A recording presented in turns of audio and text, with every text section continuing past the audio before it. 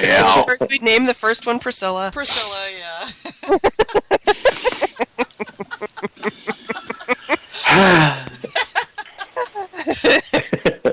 But seriously, poor Australian queen getting shipped to Canada, it'd freeze its poor little feet off. His fuzzy little butt. Freeze right off. Freeze her poor little stinger off. Yeah. So, for years, when the bees were dying with colony collapse and the varroa, before they could make enough package bees in California, is where they produce them, they'd actually get like a whole plane, like a big jet plane, and they'd fill them up with these packages of bees that they would transport to the United States or up to Canada. They would just bring in like whole plane loads of bees. Yeah. And there was a lot of money in it, but I just think, what if they all got out? Well, they would be flying around, but... Well, yeah, I mean, come on, haven't you seen the bee movie?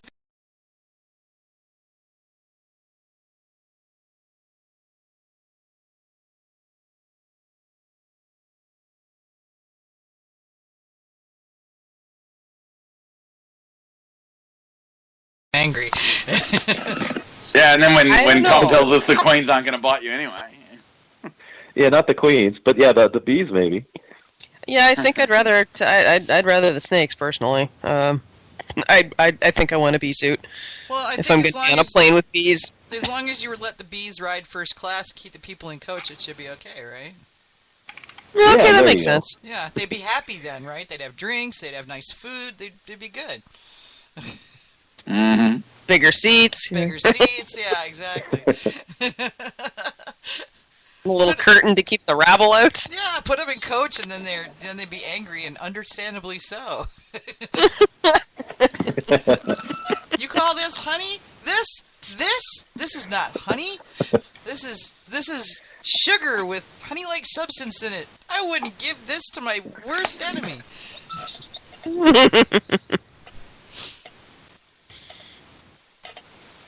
That's pretty funny.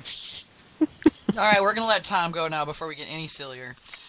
Yeah. Mm-hmm. Poor man. Well, thank you again. I really enjoyed I really enjoyed being on the show tonight, and yeah, I look forward to chatting again. And Thank you so much for joining us. Yeah, definitely. absolutely.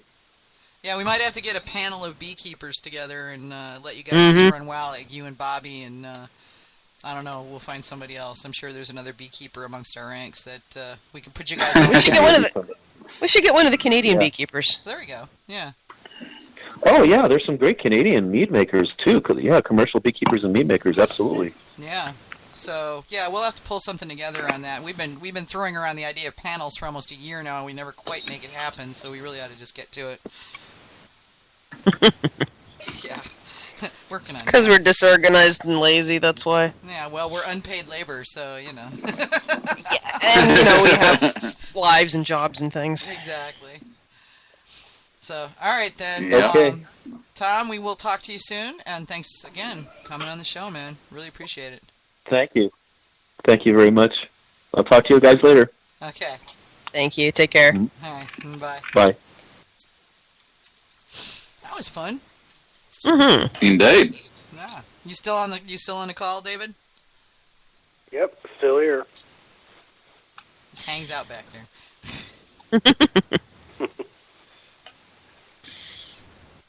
Well, you can definitely tell he has affection for his bees.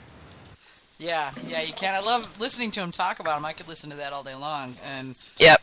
I mean, he's just so enthusiastic and straightforward about the whole thing. So, yeah, we're definitely... that's one question we never had to ask, is when he had time to do his day job. Yeah, when he has time to actually work his real job. Yeah, I forgot to ask what kind of doctor he was. Yeah, somebody told me. He's an endocrinologist. Thank you. Okay. Oh, that's pretty complicated. It is pretty complicated. Yeah.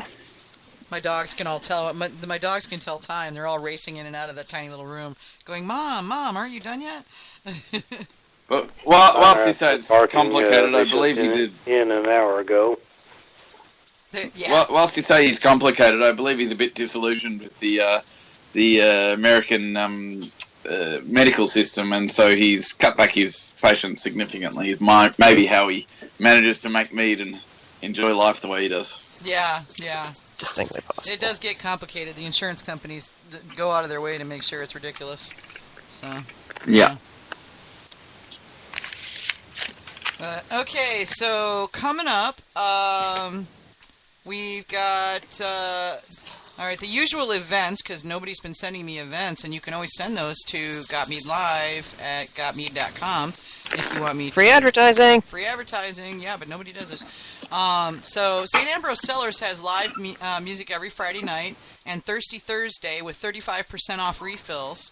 And open mic nights on Thursdays starting at 6 p.m. And then Meridian Hive has their board game meetup at their tasting room on the last Friday of every month. So these are regular events. I'm actually going to be at St. Ambrose Cellars in Beulah on Wednesday at noon. So tomorrow at noon I will be there for at least a couple of hours, just hanging out with people and taking some video and, of course, drinking some mead. So... if you're bored and got nothing else better to do, come on over there and say hi. So I will see whoever decides to show up there then. Coming up on upcoming shows, next week we're stepping briefly out of hanging with the home mead makers. Oliver Winery, which is one of the oldest wineries in the United States, has reformulated their Camelot mead and wanted to come on the show to tell us about it. So I said sure, and they gave me a bottle of their wine, which is in the fridge chilling, and I will have it cracked, and we'll talk about it next week. And then after that, we're returning to our home mead makers stuff, and we're going to keep going with this for a little while, because I asked who people would like to see and got like about 20 names. So we're going to be doing this for a little while. So on June 20th, we got Bobby Slants, and... June 27th, we got Steve Piatz, so that should be really interesting. And after that, I'm already lining up some more people, just haven't firmed up the dates yet, so more good to come. And just FYI, normally we'd be rolling straight through until like mid-July, but we are actually going to... Our show falls on the 4th of July this year, so we're probably going to skip that because most of the Americans wouldn't be listening anyway. So our internationals would be, but none of the Americans would be. They'd be off busy doing, 4th of July things. So Drinking, barbecue, and fireworks? Yeah, like that. Yeah, okay. Yeah. Yeah, we're the same. We don't celebrate it till the evening, so... Well, we're the same, except that this year is Canada's 150th birthday, so 3 days before that, and we're not going to be available either. Yeah. Well, see, the 4th of July falls on a Tuesday, which means most people will either have Monday off because that's just, because their company's not an asshole, or they'll take Monday off, which means a 4-day weekend, and that means nobody's going to be around anyway because they'll all be off on a vacation somewhere, so it's a very popular vacation week here. Dave just mentioned the Texas Mead Cup. And tentatively booked for the third weekend in September. Yeah. Tentative. Okay. Keep me up on the dates on that, David. Okay. I hear somebody's dog barking. Yeah, sorry about that. He's letting you know it's time to go Leon's out. getting a bit excited at something. I don't know what it is. He's very rhythmic. Very rhythmic there. Yeah, it was Mine odd. are barking too, but they're outside, so you can't hear them. Well, mine are just pitter-pattering back and forth and back and forth and back and forth and back and forth, and I'll going, come on, Mom! Come on, Mom! My boy's outside too, David. It's just, he's a big boy. Yeah. Thank God bunnies don't bark. I'm sure he'd be an annoying little yip if he could. Yeah. Mm-hmm. Well, that is all I've got. Is there anything else that we'd like to do? Hamish, does your guild have any mead-making classes coming up? No. We do have our show coming up in November. Entries will open sometime in July, I expect. So keep an eye out for that.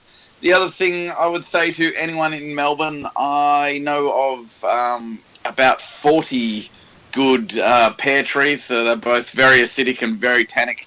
It would be great for making mead. They are public trees in a commercial industrial area near me. So neat. Look me up, have a chat, and I'll let you know where they are, and you can pick more than you could possibly want to use, I expect. Oh. Cool. More reasons to go. They're a late season pear, and they're fruiting right now. Rats. Yeah, pears, you got to get them right at the right time. Mm-hmm. I had a couple of amazing pear sizers this past week, so I got kind of pear in the I like right Perrymel. They're a Perrymel. Perrymel is good. I like that. Because you don't call it a sizer, you call it a Perry. So if it's going to be a mead, it's got to be a Perrymel. Sorry, you don't call it a cider, you call it a Perry. I'm good with that, Perrymel. Perry-Mel works. Yeah, I like I like- that. Yeah. I can't remember if the last thing I made with pears was a Perry-Mel or a Perry, but I do have some, and maybe I'll bring that out in a couple of weeks. There you go. Cool. Alrighty, well, that's all I've got. What about you guys? Anything? No, I'm done. Nah, Done? I'm good. Alright, then we will say goodnight, folks, and we will see you next week, Tuesday, same time. And I'll be in a different Good night. time zone then. As Wait, no, I won't. Me too, The maybe. week after that, I'll be in a different time zone.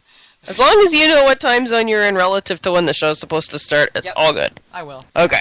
All right. One of my cool. computers will update. Hopefully they'll all update to the same thing. Yeah, I know. Good night, all. Have a good week. Alright, night, everybody. Night, everybody. Good night.